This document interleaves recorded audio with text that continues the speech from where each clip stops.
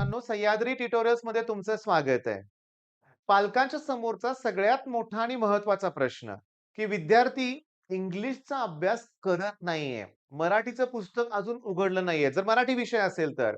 IT आहे, CS आहे, कधी करणार? जिओग्राफी पण आहे, भूगोल आहे. या विषयाचा अभ्यास करताना विद्यार्थी दिसतच नाहीये. रिॲलिटीमध्ये सांगू का रिॲलिटीमध्ये एक तर विद्यार्थ्यांचा या विषयाचा अभ्यास पण कमी आहे. क्लासच्या टेस्टमध्ये म्हणावा तसा स्कोर होत नाहीये. मग पालकांसमोर किती अडचणी आहेत. सगळ्यात महत्त्वाचं म्हणजे एक तर आपल्या जबाबदाऱ्या पार पाडायला होतात सगळ्या. भले तो जॉब असेल, बिझनेस असेल, तिथली धावपळ वेगळीच आहे आणि घरी येऊन जेव्हा बघतो ना विद्यार्थी करून अभ्यास, तेव्हा तो होणारा त्रासच वेगळा आहे. हां, मी सांगतो महत्त्वाच्या मुद्द्यावर बोलूया आपण. बाकीच्या विषयांचं काय करायचं हे मी एक्सप्लेन करणार आहे. त्यामुळे हा व्हिडिओ तुम्हाला आवडणार आहे. तुम्ही लाईक करा, कमेंट करा.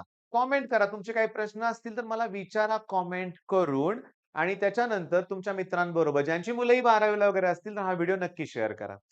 महत्वाचं काय बघा, की मेन पी-सी-एमचा अभ्यास तर इम्पोर्टंट आहेच. भूगोल असेल, इंग्लिश असेल, हे दिवाळीनंतर जरी केलं तरी चालेल. माझ्यावर विश्वास ठेवा. आय-टी सारखा सब्जेक्ट असेल, त्याची ऑनलाईन एक्झाम असते. फार तणाव घेऊ नका. विद्यार्थ्यांना यात अगोदर पुढे येऊ देत. हे मेन सब्जेक्ट आहेत. ह्याचं तर केलंच पाहिजे आत्ता. दिवाळीपर्यंत त्यांनी हा पोर्शन ठीक-ठाक संपवला पाहिजे. दिवाळी म्हणतो मी अगदी डिसेंबरपर्यंत म्हणूया आपण हां. मग तुम्ही म्हणाल, "सर किती कमी वेळ उरलाय?"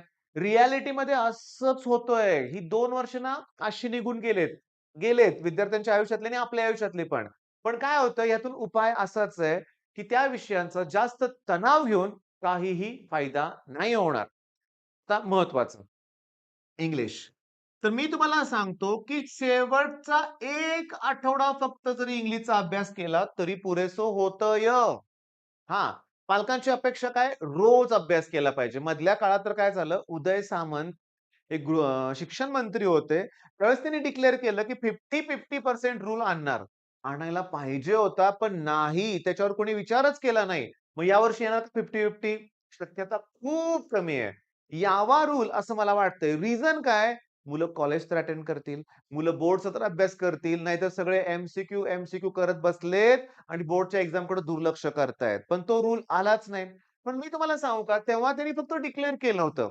मग त्यावेळेस असं झालं होतं, एक मला पालक भेटले होते. त्यांनी त्यांच्या मुलीला मराठीचा क्लास लावला होता. इंग्लिशचा सेपरेट स्पेशल क्लासेस लावले होते. मी त्यांना म्हटलं, "अहो नाही मराठीला आणि इंग्लिशला क्लास लावायची गरज. का लावला क्लास?" तेव्हा त्यांचं म्हणणं होतं, "तो 50-50% रूल आता काय करणार?" तर मी सांगतो, आला जरी रूल नेक्स्ट इयर त्याच्या पुढच्या वर्षी, तर या विषयांचे मार्क फक्त पकडतात, कन्सिडर करतात. लक्षात घ्या. ओव्हरऑल ते मार्क्स कन्सिडर केले जात नाहीत. बरं हे तुम्ही कसं सांगताय? जर असं तुम्ही मला विचारत असाल, तर 2013-14 ला सी झालीच नाही. 100% जेईची एक्झाम मुलांनी आपल्या फेस केलेली आहे. आणि त्यावेळेस बोर्डचे मार्क्स 50%, जेईचे 50% असे मार्क्स पकडले जात होते.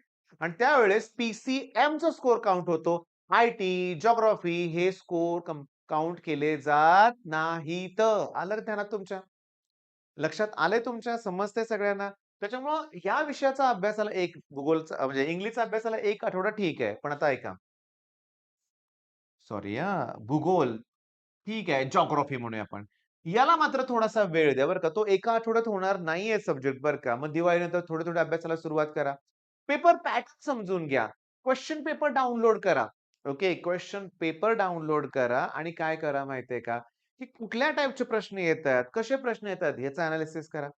बरं आता सी-एस आणि आय-टी त्यातलं आय-टीची मुलं निवांत आहेत. त्यांना माहिती आहे आपल्याच कॉलेजमध्ये पेपर असणार आहेत, आपलेच सर असणार आहेत.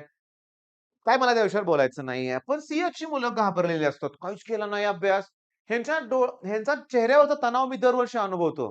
सुरुवातीला काहीच करत नाहीत आणि लास्टला तणाव येतो. या मुलांनी मात्र रेग्युलरली कॉम्प्युटर सायन्स अकॅडमी हे चॅनल फॉलो करा.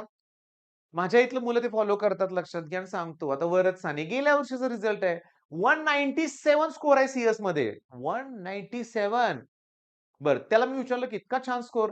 मग त्यानं सांगितलं की मनीष दादानं हे चॅनल रेफर करायला सांगितलेलं बेस्ट चॅनल आहे. बरं, तुम्हाला जर आय-टीसाठी कुठलं चॅनल माहीत असेल, तर कमेंट बॉक्समध्ये नक्की सांगा.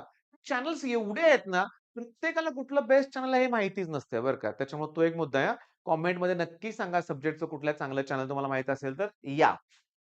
ओके. आता कुठला सब्जेक्ट राहिला? मराठी. आता याचा मी महत्त्वाचा मुद्दा एक्सप्लेन करतोय बरं का. काय मराठीचा मुद्दा आहे मी तुम्हाला सांगतो लक्षात घ्या. ओके. मराठीचा पॉइंट असा आहे, की पहिला पेपर इंग्लिशचा असतो. त्यानंतर 5 दिवसाची सुट्टी आणि फिजिक्सचा पेपर असतो. अरे वाह! मग 5 दिवसाची सुट्टी मिळते अभ्यासाला. पण जर तुमचा मराठी सब्जेक्ट असेल, तर तो मध्येच येणार आहे.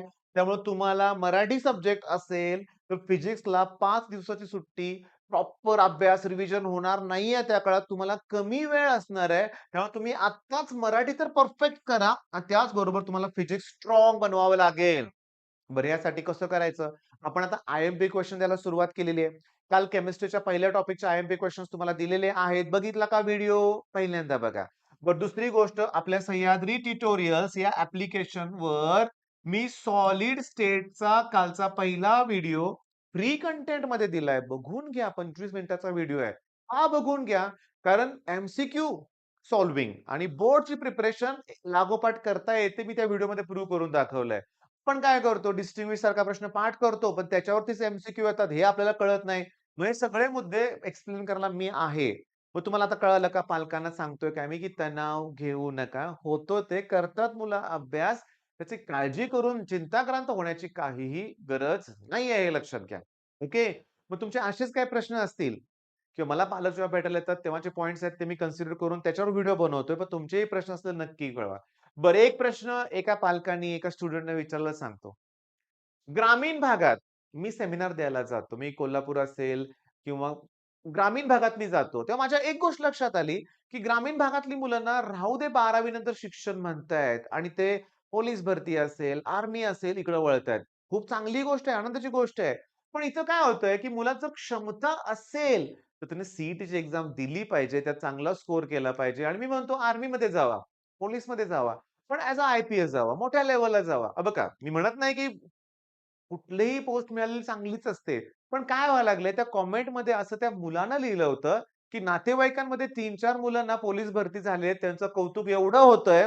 मग घरातले पण म्हणाले आहेत, की "उगाच तुझ्या क्लासवर एवढा पैसा खर्च केला. त्याच्याऐवजी तुला ना सरळ पोलीस भरतीत पाठवलं असतं चाललं असतं." प्रॉब्लेम असा आहे, की सगळ्या गोष्टीला, कुठल्याही गोष्टीला नावं ठेवून उपयोगाचं नाहीये. पण मुलाला काय होतं माहितीये का, क्षमता आहे.